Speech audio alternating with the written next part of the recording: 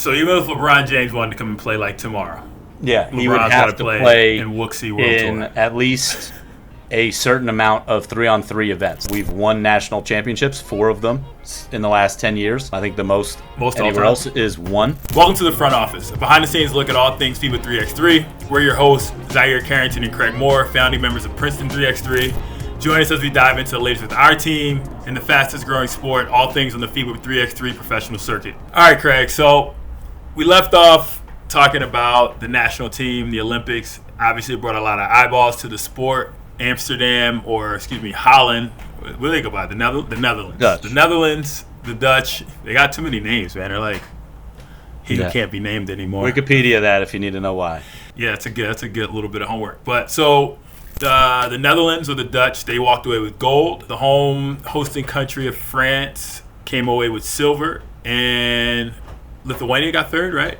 Yeah, I think probably biggest surprise is Paris with 2, but they had home court advantage the whole throughout, and they played really well. They did, and I think it made it really fun too. I think the stadium looked packed; people were going nuts in there, so it was cool to see. A great environment, great venue. But I want to talk a little bit about national team and national team selection. Everybody again was on the internet after the U.S.'s results talking about, well, this person should play, this person should play.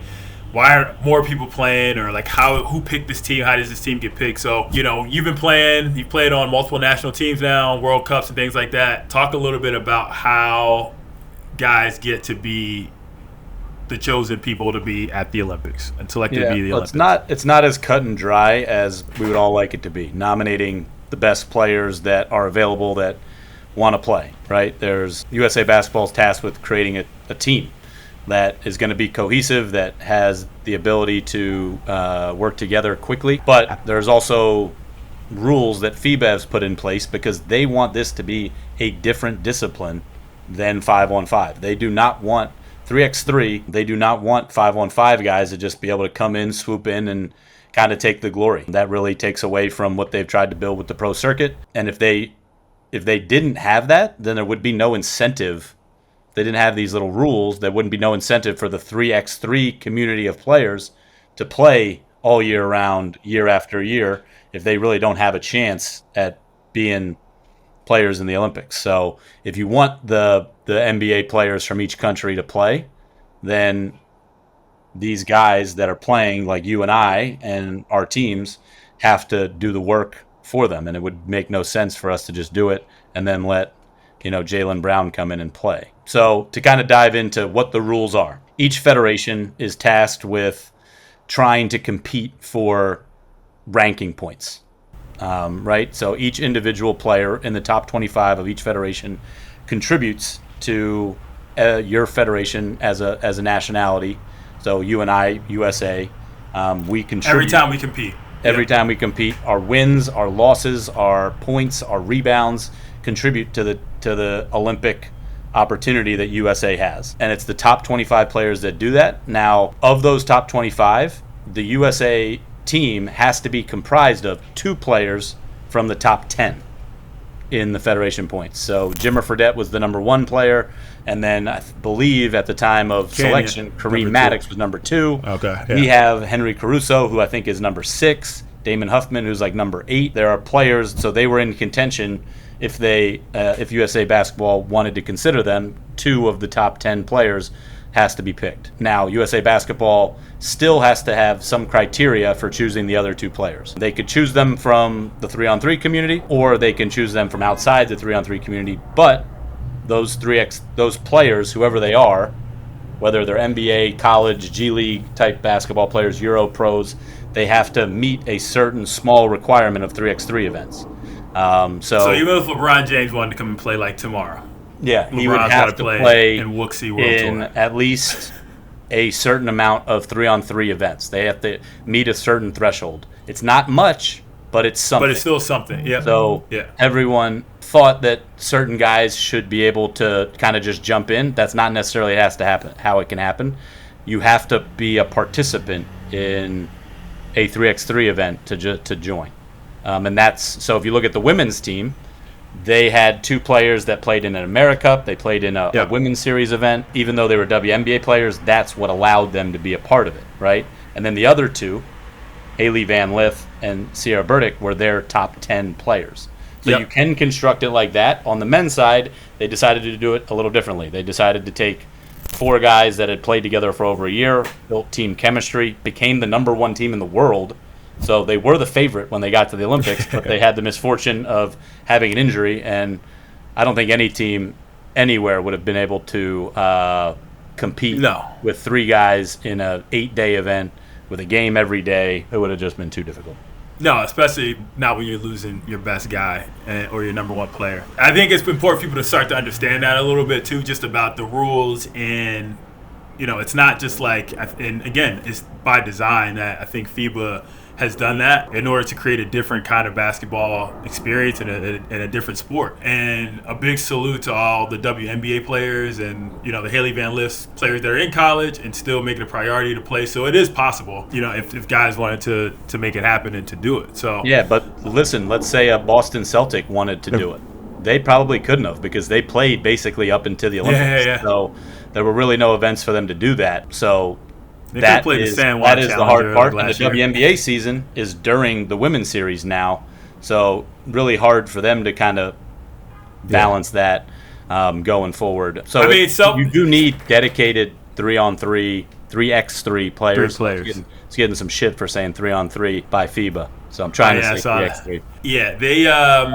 I think again that's important to realize too. Like it's not an easy thing for people. Like you have to be dedicated to the sport. It's moving in that way now where like you need to be a professional or doing this at least most of the time, I think, in order to be able to get those Olympic opportunities and stuff. And honestly, selfishly, I'd rather those guys kept doing what they're doing. Like they got their 5-on-5 thing. I think one of the coolest things about 3x3 is in 2017, 2016, I was home, sitting on the couch, like hooping and stuff recreationally, and then had a real opportunity to go and try to get to the Olympics. I think it's really cool for people outside of that, the NBA, that's just to be able to have that opportunity to go represent their country and, play hoops. So I think you have to take it from a different perspective, too. Think about it from FIBA's perspective, who's obviously the governing body of this sport, and they're trying to build it. They're trying to create stars too, right? Like just like the NBA wants to create stars.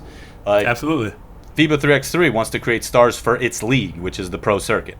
So having those stars be like kind of undercut by NBA players coming in, and it could be NBA. If NBA players came in the U.S., then NBA players could come in for France. NBA players could come in from Spain. Like so, it's not all like apples to apples with that stuff.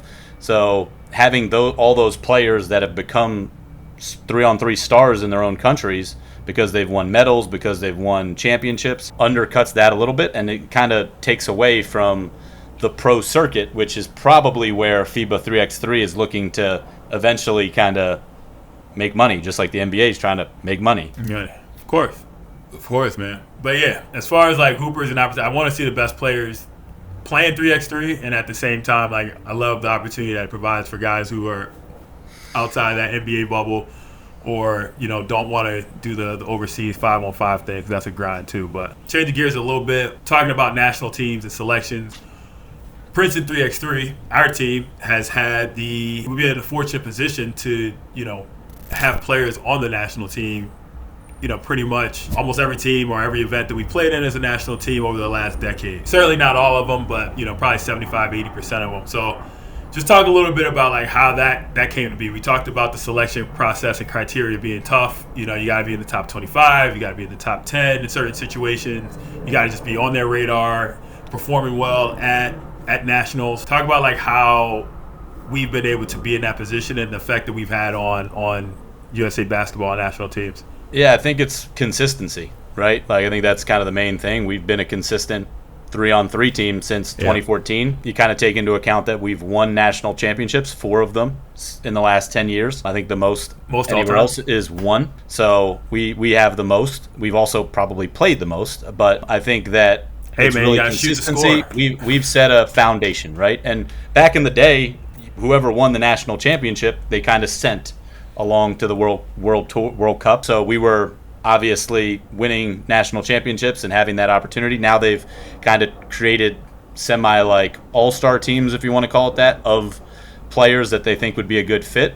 But I think what we've always done with our team is had a good foundation of 3-on-3 experience, 3-on-3 consistency, understanding good strategy. So I felt like USA Basketball has always understood that when push come to shove, they can lean on the foundation that we've built as an organization, as a team, to set their teams up for success. They know they're getting consistent guys that are committed to 3-on-3, that understand what it takes to be successful, and I think that goes a long way. And the reason why some of our guys have been mainstays with the national team for long times, and the reason why you and I and Damon, as retirees basically in the front office, have been put in positions of to help the federation in other ways, with the youth side, with the athletic committees, and on the women's side even. So I just think that we've set a good foundation and we've been consistent. Yeah, and I think looking back, so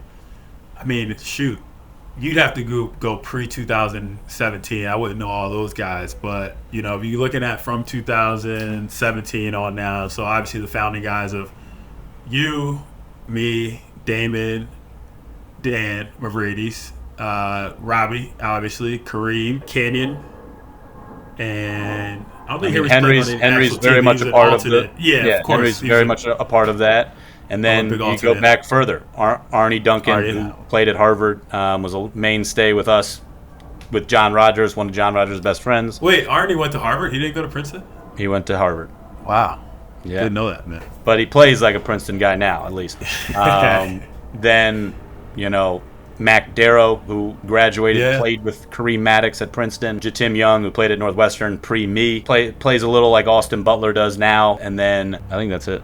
Yeah, man. I mean, that's a pretty healthy list of all the guys that have played with us. And then if you cross the border, we got Jerome too on the Canadian national team. Yeah, Jerome's on the Canadian national team. I think he'll be on that. He'll be a foundational piece of that for a long time. I mean, Austin has been playing USA basketball for a long time. Riley came out of actually the USA basketball pool of players, and we felt like he'd be a good fit. And we've brought him over. So there's been a lot of guys that have had opportunities at either training camps with USA basketball or teams that have kind of crossed over. Yeah, man, and that's big. Because the thing for us too is we want our guys to play on that next level as well and be able to represent the country at these events. We think that's a big part of it. The same way, for NBA guys, when they read off their career stats at the end and NBA championships and gold medals and things like that. That stuff matters to us too. And there's a ton of events throughout the year. USA Basketball does a good job of fielding teams kind of at every level, from U18 and U23, U19, Pan American games, and America, obviously World Cups and things like that. So there's a lot of 3x3 happening throughout the year at a lot of different age levels as well. And we want that for our guys too. That's a big deal. Speaking of our guys, we are coming up on, this has been a big stretch for us. We've got, we've had 4 events in, 5 weeks? So we started off with the Xi'an Challenger. Had to look that up. The Xi'an Challenger. And then we were at Sansar this past weekend. So we're kind of right in the middle. We got 2 more coming up. The Shanghai World Tour and Puerto Rico San Juan Quest. I don't think we're going to be able to play in San Juan because of the WUXI World Tour. Oh, wow. So, breaking news alert. We got the WUXI World Tour, too. So, we got 2 more World Tours upcoming right in the middle.